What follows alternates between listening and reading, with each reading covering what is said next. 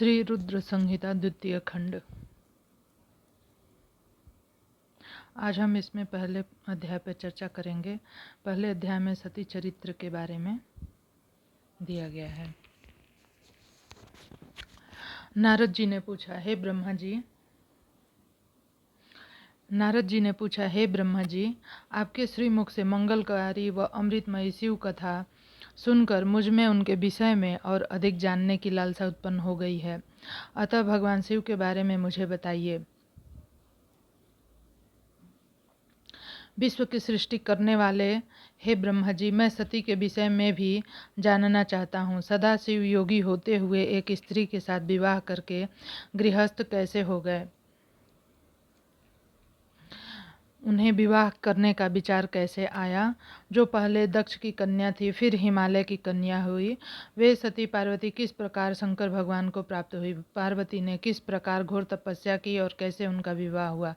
कामदेव को भस्म करने वाले भगवान शिव के आधे शरीर में वह किस प्रकार स्थान पा सकी? उनका अर्धनारीश्वर रूप क्या है? हे प्रभु, आप मेरे इन प्रश्नों का उत्तर दे सकते हैं। आप ही मेरे संशयों का निवारण कर सकते हैं।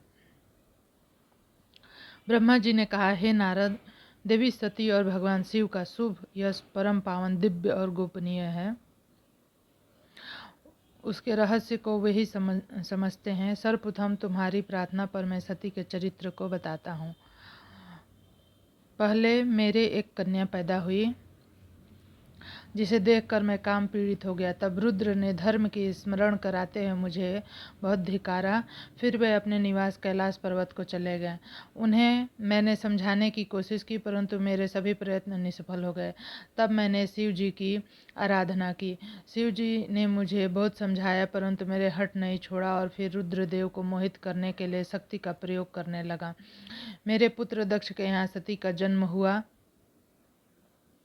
वह दक्ष सुता उमा नाम से उत्पन्न होकर कठिन तप करके रुद्र की स्त्री हुई। रुद्र ने गृहस्थ में सुखपूर्वक समय व्यतीत किया। उधर शिव जी की माया से दक्ष को घमंड हो गया और वह महादेव जी की निंदा करने लगे।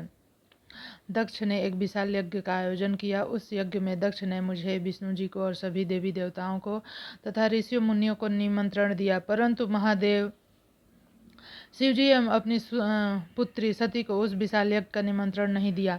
सती को जब इस बात की जानकारी मिली तो उन्होंने शिव चरणों में वंदना कर उन्हें दक्ष यज्ञ में जाने की इच्छा प्रकट की। भगवान शिव ने देवी सती को बहुत समझाया, बिना बुलाए ऐसे आयोजनों में जाना अपमान और अनिष्टकारक है, लेकिन सती ने जाने का हठ किया।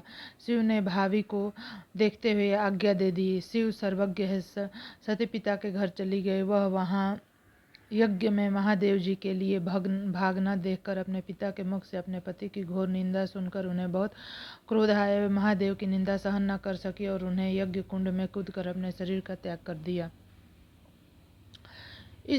जब इसका विचार शिव तक पहुंचा तो वे कोपित हो गए। उन्होंने अपनी जटा का एक बाल उखाड़कर वीरभद्र नाम के अपने गढ़ को उत्पन्न किया।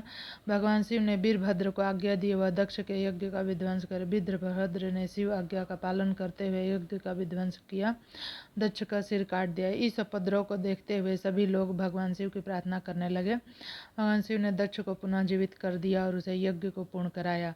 भगवान शिव सती के मृत शरीर को लेकर वहां से चले गए। उस समय सती के शरीर से उत्पन्न ज्वाला पर्वत पर गिरी थी। वही पर्वत आज भी ज्वालामुखी के नाम से पूजित है।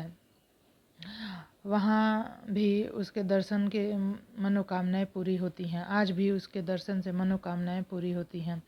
वही सती दूसरे जन्म में हिमाचल के घर में पुत्री रूप में प्रकट हुई, जिनका नाम पार्वती था। उन्होंने कठोर तप द्वारा पुनः महादेव शिव को अपने पति के रूप में प्राप्त कर लिया। दूसरा अध्याय, शिव पार्वती चरित्र।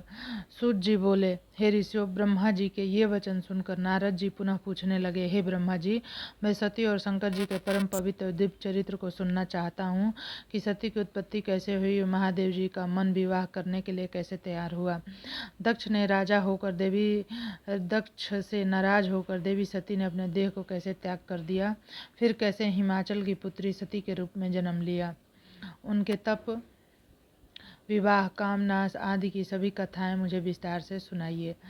ब्रह्मा जी बोले, हे नारद, पहले भगवान विष्णु निर्गुण, निर्विकारी और दिव्य थे, परंतु उमा से विवाह करने के बाद वे सद्गुण शक्तिमान हो गए। उनके बाएं अंग से ब्रह्मा जी उत्पन्न हुए, दाएं अंग से विष्णु जी। सभी से भगवान शिव, सदाशिव के 3 रूप ब्रह्मा, विष्णु, रुद्र सृष्टिकर्ता, पालनकर्ता और संहारकर्ता के रूप में विख्यात हुए। उनकी आराधना करते हुए मैं सुरासुर सहित मनुष्य आदि जीवों की रचना करने लगा। मैंने सभी जाति का निर्माण किया। मैंने ही मरीच, अत्रि, पुलह, पुलस्त्य, अंगिरा, क्रतु, वशिष्ठ, नारद, दक्ष, भृगु की उत्पत्ति की और ये मेरे मानस पुत्र कहलाए। तत्पश्चात मेरे मन में माया का मोह उत्पन्न हुआ। तब मेरे हृदय से अत्यंत मनोहर और सुंदर रूप वाली नारी प्रकट हुई। उसका नाम संध्या था। वह दिन में क्षीण होती, परंतु उस रात का उसका रूप सौंदर्य और निखर जाता। वह सायं संध्या ही थी। संध्या निरंतर मंत्र का जाप करती थी। उसके सौंदर्य से ऋषि मुनि का मन भी भ्रमित हो जाता था। इस प्रकार मेरे मन से एक मनोहर रूप वाला पुरुष प्रकट हुआ। वह अत्यंत सुंदर अद्भुत रूप वाला था। उसके शरीर का मध्य भाग पतला था। वह काले बालों से युक्त था। उसके दांत सफेद मोतियों से चमक रहे थे। सांस से सुगंध निकल रही थी। उसकी चाल मदमस्त हाथी के समान थी। उसकी आंखें कमल के समान थी। उसके अंगों में लगे केसर की सुगंधी नासिका को तृप्त कर रही थी। तभी उस रूपवान पुरुष ने विनम्रता पूर्वक अपने सिर को मुझ ब्रह्मा के सामने झुका कर मुझे प्रणाम किया और मेरी बहुत स्तुति की। वह पुरुष बोला, ब्राह्मण, आप अत्यंत शक्तिशाली हैं। आपने ही मेरी उत्पत्ति की है। प्रभु मुझ पर कृपा करें और मेरे योग्य कुछ काम बताएं ताकि मैं आपकी आज्ञा से उस कार्य को पूरा कर सकूं। ब्रह्मा जी ने कहा, हे भद्र पुरुष, तुम सनातनी सृष्टि उत्पन्न करो। तुम अपने इस स्वरूप में फूल के 5 बाणों से स्त्री और पुरुषों को मोहित करो। इस चराचर जगत में कोई भी जीव तुम्हारा तिरस्कार नहीं कर पाएगा। तुम छिपकर प्राणियों के हृदय में प्रवेश करके सुख के हेतु बनकर सृष्टि का सनातन कार्य आगे बढ़ाओगे। तुम्हारे पुष्पमय बाण सहित प्राणियों भेद कर उन्हें मदमस्त करेंगे। आज से तुम पुष्प बाण नाम से जाने जाओगे। इस प्रकार तुम सृष्टि के प्रवर्तक के रूप में जाने जाओगे। तीसरा अध्याय, रुद्र संहिता, द्वितीय खंड, तीसरा अध्याय। कामदेव को ब्रह्मा जी द्वारा शाप देना। ब्रह्मा जी ने कहा, हे नारद, सभी ऋषि मुनि उस पुरुष के लिए उचित नाम खोजने लगे। तब सोच विचार के वे बोले कि तुमने उत्पन्न होते ही ब्रह्मा का मन मंथन कर दिया, अतः तुम्हारा पहला नाम मत होगा। तुम्हारे जैसा इस संसार में कोई नहीं, इसलिए तुम्हारा दूसरा नाम काम होगा। तीसरा नाम मदन और चौथा नाम कंदर्प होगा। अपने नामों के विषय में जानते ही काम ने अपने 5 बाणों का नामकरण कर उसका परीक्षण किया। काम ने अपने 5 बाणों को हर्ष, रोचन, मोहन, शोषण, मारण नाम से सुशोभित किया। ये बाण ऋषि मुनि को भी मोहित कर सकते थे। उस स्थान पर बहुत से देवता व ऋषि उपस्थित थे। उस समय संध्या भी वहीं थी। कामदेव द्वारा चलाए गए बाणों के फल स्वरूप सभी मोहित हो गए। सबके मनों में विकार आ गया। सभी काम के वशीभूत हो चुके थे। प्रजापति, मरीचि, अत्रि, दक्ष सभी आदि सब मुनियों के साथ साथ ब्रह्मा जी भी काम के बस में होकर संध्या को पाने की इच्छा करने लगे। ब्रह्मा व उनके मानस पुत्र सभी को एक कन्या पर मोहित होते देखकर धर्म को बहुत दुख हुआ। धर्म ने धर्म रक्षक त्रिलोकीनाथ का स्मरण किया। तब मुझे देखकर शंकर जी हंसे और कहने लगे, हे ब्रह्मा, तुम अपनी पुत्री के ही प्रति तुम मोहित कैसे हो गए? सूर्य का दर्शन करने वाले दक्ष, मरीचि आदि युगों का निर्मल मन कैसे स्त्री को देखते ही मलिन हो गया? जिन देवताओं का मन स्त्री के प्रति आसक्त हो, उसके साथ शास्त्र संगति किस प्रकार की जा सकती है? इस प्रकार शिव का वचन सुनकर मैं बहुत लज्जा का अनुभव हुआ और मेरा पूरा शरीर पसीना पसीना हो गया।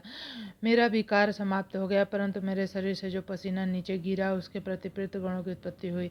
उससे 64,000 अग्नवेषणताओं पितृगण उत्पन्न हुए और 86,000 महर्षि पितर हुए। एक स्वर्ग गुण संपन्न अति सुंदर कन्या भी उत्पन्न हुई, जिनका नाम रति था। उसका रूप सौंदर्य देखकर ऋतु आदि स्वखलित हो गए एवं उससे अनेक पितरों की उत्पत्ति हुई। इस प्रकार संध्या से बहुत बहुत से पितरों की उत्पत्ति हुई। शिव जी के वहाँ से अंतर्ध्यान होने पर मैं काम पर क्रोधित हुआ। मैंने क्रुद्ध होने पर काम ने वह बाण वापस खींच लिया। बाण के निकलते ही मैं क्रोध की अग्नि से जलने लगा। मैंने काम को शिव बाण से भस्म होने का शाप दे डाला। यह सुनकर काम और रति दोनों मेरे चरणों में गिर पड़े और मेरी स्तुति करने लगे तथा क्षमा याचना करने लगे।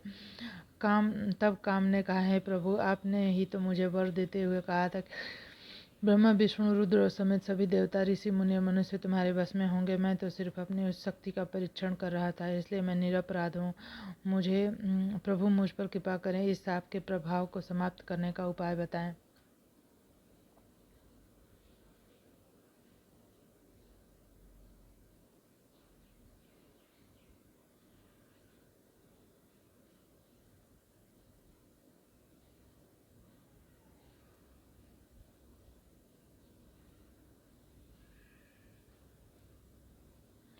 इस प्रकार काम के वचनों को सुनकर ब्रह्मा जी का क्रोध शांत हुआ। तब उन्होंने कहा कि मेरा शाप झूठा नहीं हो सकता, इसलिए तुम महादेव के तीनों नेत्र रूपी अग्नि बाण से भस्म हो जाओ। परंतु कुछ समय पश्चात जब शिव जी विवाह करेंगे, उस अर्थात उनके जीवन में देवी पार्वती आएंगी, तब तुम्हारा शरीर तुम्हें पुनः प्राप्त हो जाएगा।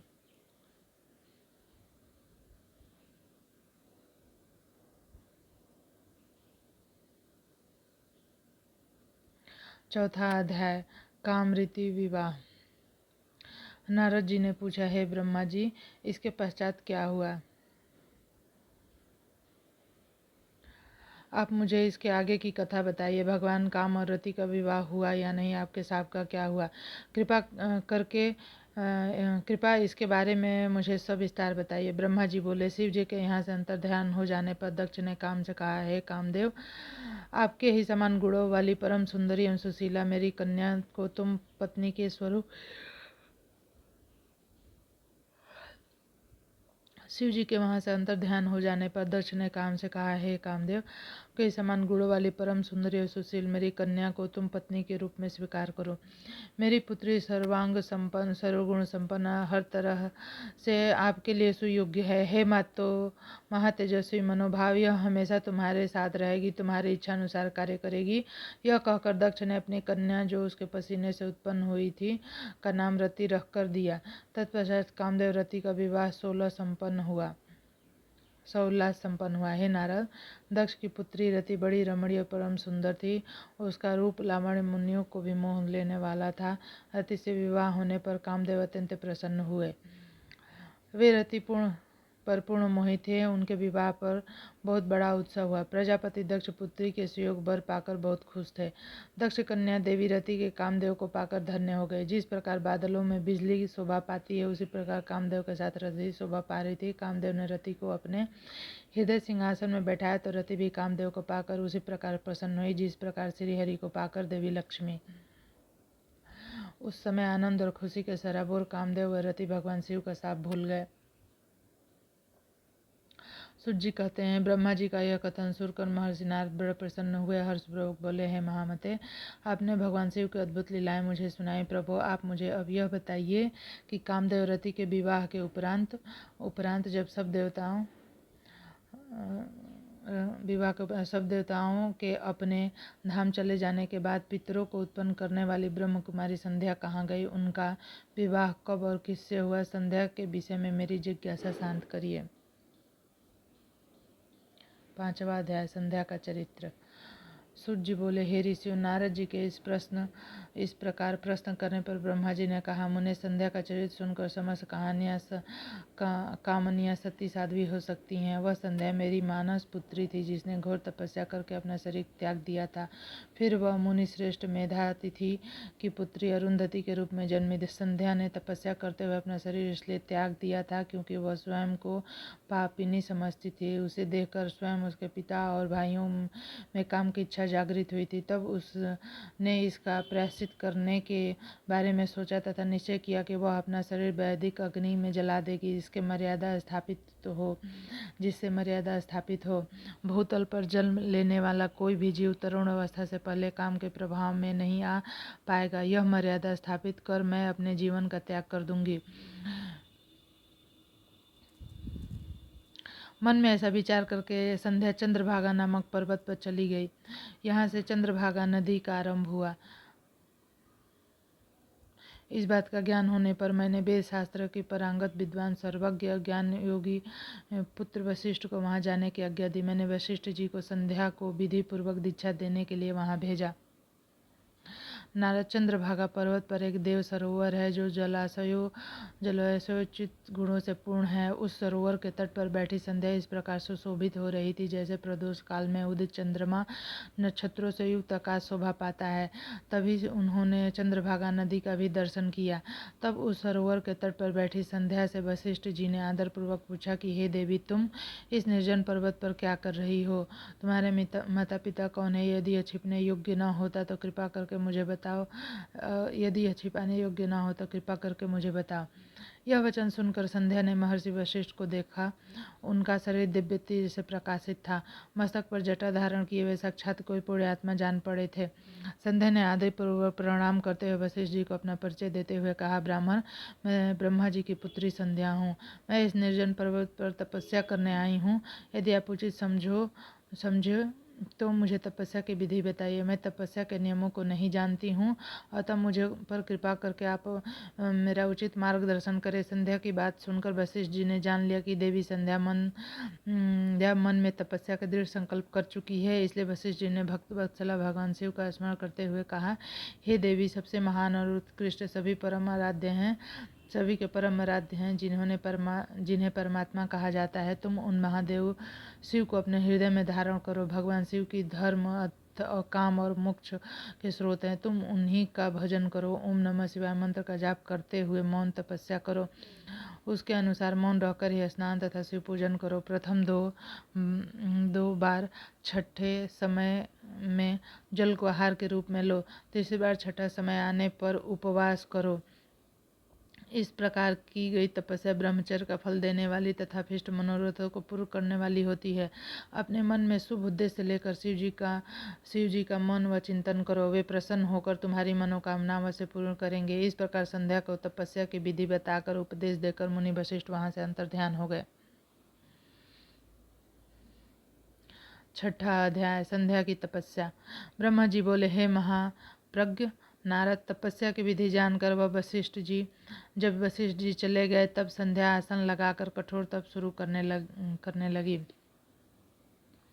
वशिष्ठ जी द्वारा बताए गए विधान एवं मंत्र द्वारा संध्या ने भगवान शिव की आराधना आरंभ कर दी। उसने अपना मन शिव भक्ति में लगा दिया और एकाग्र होकर तपस्या में मग्न हो गई। तपस्या करते करते 4 युग बीत गए। तब भगवान शिव प्रसन्न हुए और संध्या को अपने स्वरूप के दर्शन दिए, जिसकी चिंतन संध्या द्वारा किया गया। भगवान का मुख प्रसन्न था, उनके स्वरूप से शांति बरस रही थी। संध्या के मन में विचार आया कि मैं महादेव की स्तुति कैसे करूं। इसे सोच में संध्या ने नेत्र बंद कर लिए। भगवान शिव ने संध्या के हृदय में प्रवेश कर उसे दिव्य ज्ञान दिया, साथ ही दिव्य वाणी और दिव्य दृष्टि भी प्रदान की। संध्या ने प्रसन्न मन से भगवान शिव की स्तुति की। संध्या बोली, हे निराकार परम ज्ञानी लोक सृष्टा भगवान शिव, मैं आपको नमस्कार करती हूँ। जो शांत निर्मल निर्विकार ज्ञान के स्रोत हैं, जो प्रकाश को प्रकाशित करते हैं, उन भगवान शिव को मैं प्रणाम करती हूँ। जिनका रूप अद्वितीय शुद्ध माया रहित प्रकाशमान सच्चिदानंदमय नित्यानंदमय सत्य ऐश्वर्य से युक्त लक्ष्मी और सुख दोनों देने वाला है, उस परम पिता परमेश्वर को मेरा नमस्कार है। जो सत प्रधान ध्यान योग्य आत्मस्वरूप सारभूत सबको पार करने वाला तथा परम पवित्र है, उन प्रभु को मेरा प्रणाम है। भगवान शिव आपका स्वरूप भूत मनोहर रत्नमय आभूषणों से अलंकृत कपूर के समान है। आपके हाथों में डमरू रुद्राक्ष त्रिशूल शोभा पाते हैं। आपके इस दिव्य चिंतन सगुण साकार रूप को मैं नमस्कार करती हूँ। आकाश पृथ्वी दिशाएं जल तेज और काल सभी आपके रूप हैं। हे प्रभु, आप ही ब्रह्मा के रूप में जगत के सृष्टा, विष्णु रूप में संसार का पालन करते हैं। आप ही धारण कर संहार करते हैं। आपके चरणों से पृथ्वी तथा अन्य सारी दिशाएं, सूर्य, चंद्रमा, अन्य देवता प्रकट हुए हैं कि नाभि से अंतरिक्ष का निर्माण हुआ। वे ही सब ब्रह्म पर ब्रह्म हैं। आपसे ही सारे जगत की उत्पत्ति हुई है, जिनके स्वरूप और गुणों का वर्णन स्वयं ब्रह्मा विष्णु नहीं कर सकते। भला उन त्रिलोकीनाथ भगवान शिव की स्तुति मैं कैसे कर सकती हूँ? मैं एक अज्ञानी और मूर्ख स्त्री हूँ। मैं किस तरह आपको पूजूं कि मुझ पर प्रसन्न हो? हे प्रभु, मैं बारंबार आपको नमस्कार करती हूँ। ब्रह्मा जी बोले, नारद, संध्या द्वारा कहे गए इन वचनों से भगवान शिव बहुत प्रसन्न हुए। उनकी स्तुति ने उन्हें द्रवित कर दिया। भगवान शिव बोले, हे देवी, मैं तुम्हारी तपस्या से बहुत प्रसन्न हूँ, अतः तुम्हारी जो इच्छा हो वर मांगो, तुम्हारी इच्छा से मैं अवश्य पूर्ण करूँगा। भगवान शिव के ये वचन सुनकर संध्या खुशी से बार बार प्रणाम करती हुई बोली, हे महेश्वर, यदि आप मुझ पर प्रसन्न हो तो कोई वर देना चाहते हैं। यदि मैं आपने पूर्व पापों से शुद्ध हो गई हूँ तो हे महेश्वर, हे देवेश, आप मुझे वरदान दीजिए कि आकाश, पृथ्वी और किसी भी स्थान में रहने वाले जो भी प्राणी इस संसार में जन्म लेते ही काम भाव से युक्त न हो जाएं। हे प्रभु, मेरे पति की सूर्योदय मित्र के समान हो और अधिक कामी न हो। उनके अलावा जो मनुष्य मुझे सकाम भाव से देखें वह पुरुष तत्वहीन अर्थात नपुंसक हो जाएं।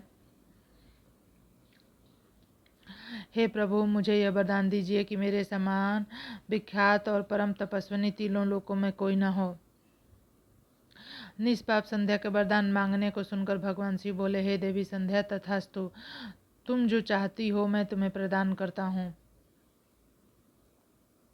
प्राणियों के जीवन में अब 4 अवस्थाएं होंगी। पहली सस्यावस्था, दूसरी कौमार्य अवस्था, तीसरी यौन अवस्था, चौथी वृद्धावस्था।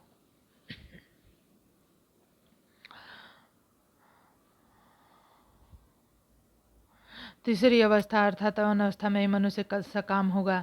कहीं कहीं दूसरी अवस्था के अंत में प्राणी सकाम हो सकता है। तुम्हारी तपस्या से प्रसन्न होकर ही मैंने यह मर्यादा निर्धारित की है।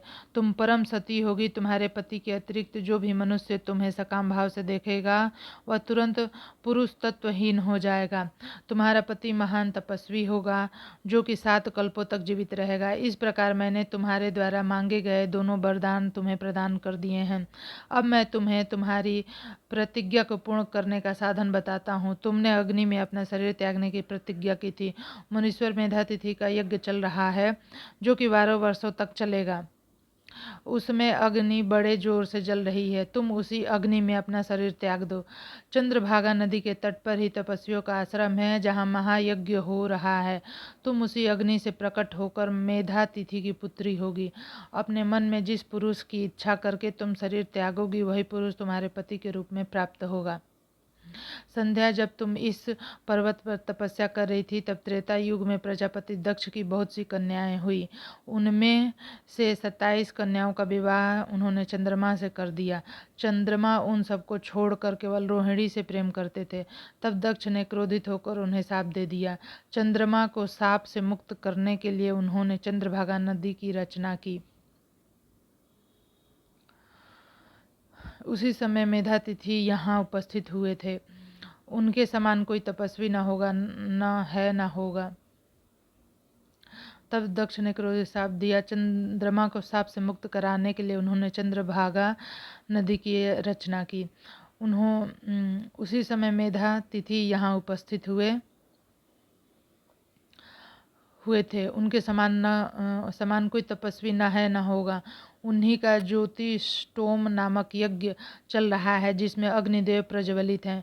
तुम उसी आग में अपना शरीर डालकर पवित्र हो जाओ और प्रतिज्ञा पूरी करो।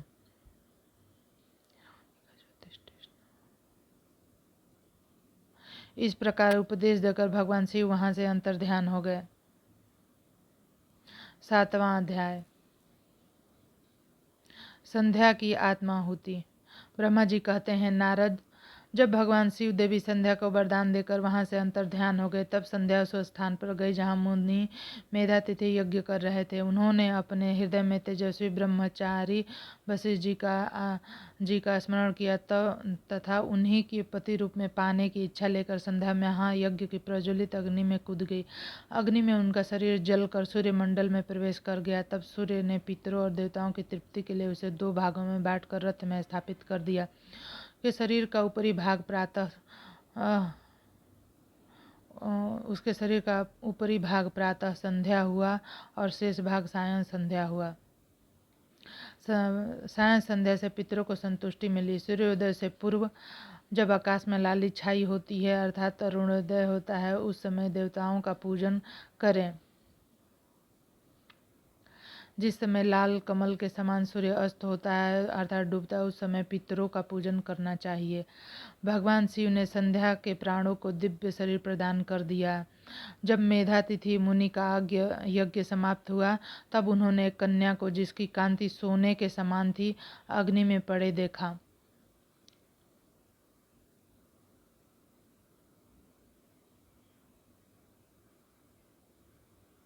उसे मुनि ने भली प्रकार स्नान कराया, अपनी गोद में बैठा लिया। उन्होंने उसका नाम अरुंधति रखा।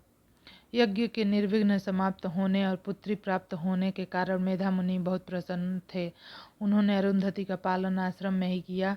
वह धीरे धीरे उसी चंद्रभागा नदी के तट पर रहते हुए बहुत बड़ी होने लगी। जब वह विवाह योग्य हुई तो हम त्रिदेव ब्रह्मा विष्णु महेश ने मेधा मुनि से बात कर उसका विवाह मुनि वशिष्ठ से करा दिया। मुने मेधातिथि की पुत्री महासाध्वी अरुंधति अति पतिव्रता थी। वह मुनि वशिष्ठ को पति रूप में पाकर प्रसन्न थी। वह उनके साथ रमण करने लगी।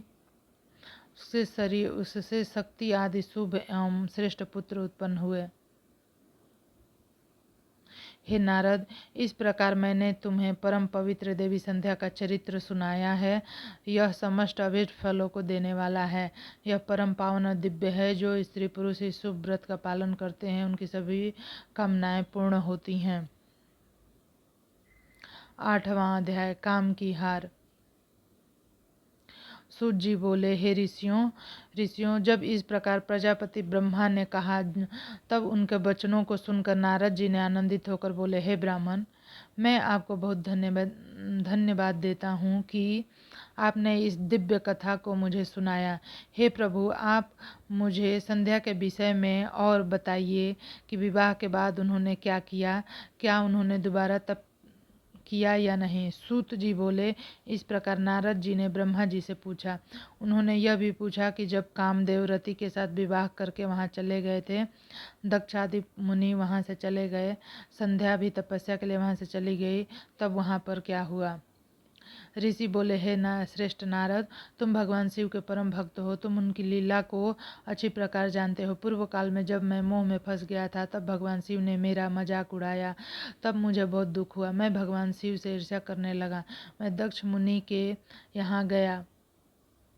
देवी रति और कामदेव भी वहाँ थे। मैंने उन्हें बताया कि शिव जी ने किस प्रकार मेरा मजाक उड़ाया था। मैंने पुत्रों से कहा कि तुम ऐसा प्रयत्न करो जिससे महादेव शिव किसी कामनीय कांति वाली स्त्री से विवाह कर लें। मैंने प्रभु शिव को मोहित करने के लिए कामदेव रति को तैयार किया।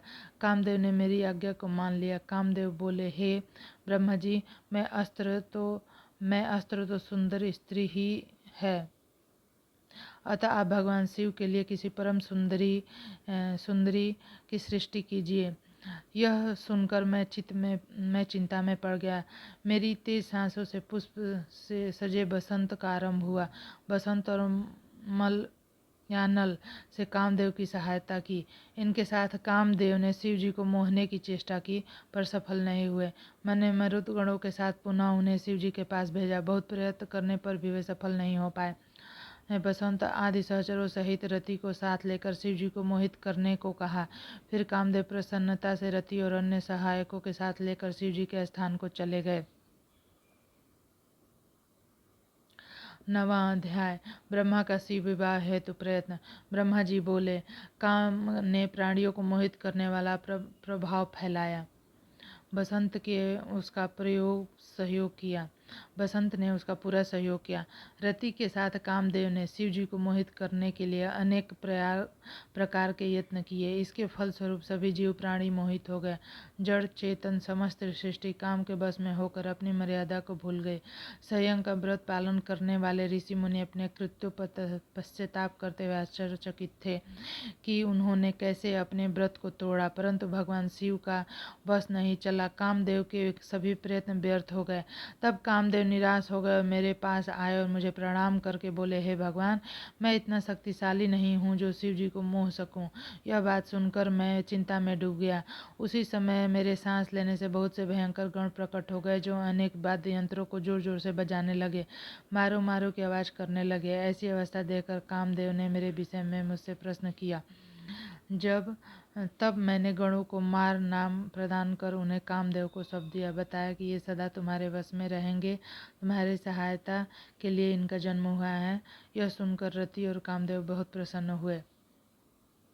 कामदेव ने कहा, प्रभु, मैं आपकी आज्ञा के अनुसार पुनः शिव जी को मोहित करने के लिए जाऊंगा, परंतु मुझे यह लगता है कि मैं उन्हें मोहने में सफल नहीं हो पाऊंगा। साथ ही मुझे इस बात का भी डर है कि कहीं वे आपके शाप के अनुसार मुझे भस्म न कर दे। यह कहकर कामदेव रति बसंत अपने मरणों के साथ लेकर पुनः शिव धाम को चले गए। कामदेव ने शिव जी को मोहित करने के लिए बहुत से उपाय किए, परंतु वे परमात्मा शिव को मोहित करने में सफल न हो सके। फिर कामदेव वहां से वापस आ गए और मुझे अपने असफल होने की सूचना दी। मुझसे कामदेव कहने लगे कि हे ब्राह्मण, आप ही शिव जी को मोहने में का प्रयास करें, मेरे लिए उन्हें मोहना संभव नहीं है। 10वां अध्याय ब्रह्मा विष्णु संवाद। ब्रह्मा जी बोले, नारद, काम के चले जाने पर श्री महादेव जी को मोहित करने का मेरा अहंकार गिरकर चूर चूर हो गया, परंतु मेरे मन में यही चलता रहा कि ऐसा क्या करूं जिससे महात्मा शिव स्त्री ग्रहण कर लें। यह सोचते सोचते मुझे विष्णु जी का स्मरण हुआ। उन्हें याद करते ही पीताम्बरधारी श्री विष्णु मेरे सामने प्रकट हो गए। मैंने उनकी प्रसन्नता के लिए बहुत स्तुति की। जब विष्णु जी मुझसे पूछने लगे कि मैंने उसका स्मरण किस उद्देश्य से किया, यदि तुम्हें कोई दुख या कष्ट हो तो कृपा करके मुझे बताओ, मैं उस दुख को मिटा दूंगा। तब मैंने उनसे कहा, हे केशव, यदि भगवान शिव किसी तरह पत्नी ग्रहण कर लें, अर्थात विवाह कर लें, तो मेरे सभी दुख दूर हो जाएंगे, मैं पुनः सुखी हो जाऊंगा। मेरी यह बात सुनकर भगवान मधुसूदन हंसने लगे। मुझे लोक सृष्टा ब्रह्मा का हर्ष बढ़ाते हुए बोले, हे ब्रह्मा जी, मेरी बातों को सुनकर आपके सभी भ्रमों का निवारण हो जाएगा। शिव जी सबके कर्ता भर्ता हैं, वे ही इस संसार का पालन करते हैं, वे ही पापों का नाश करते हैं।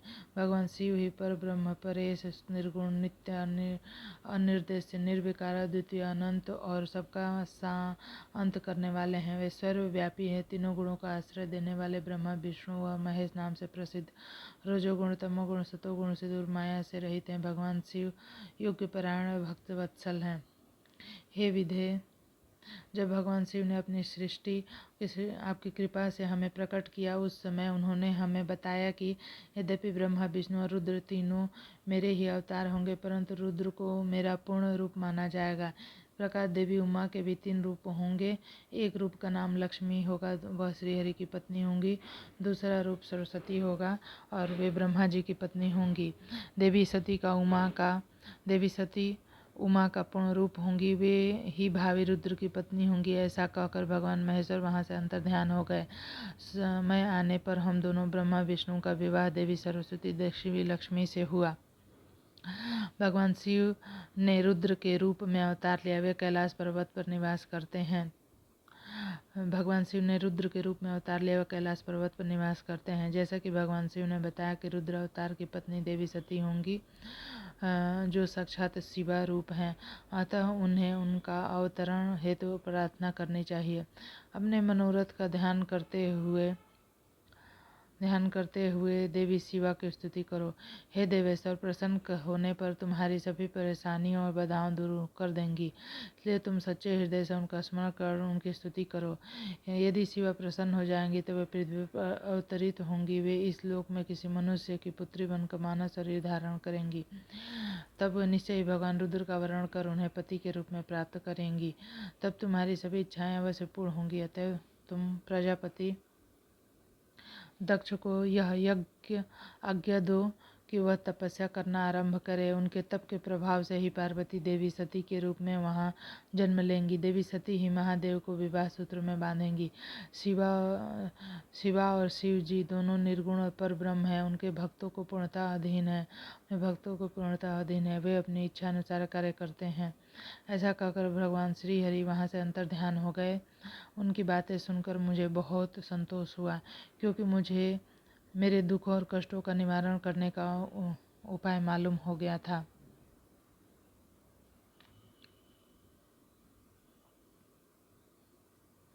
ग्यारहवां अध्याय रुद्र संहिता, शिवपुराण रुद्र संहिता द्वितीय खंड का 11वां अध्याय। इसे हम लोग अगले वीडियो में करेंगे, क्योंकि काफ़ी लंबा हो जाएगा वीडियो। तो आप जो है चैनल को सब्सक्राइब करें और शेयर करें वीडियो को, और लाइक भी करें। धन्यवाद।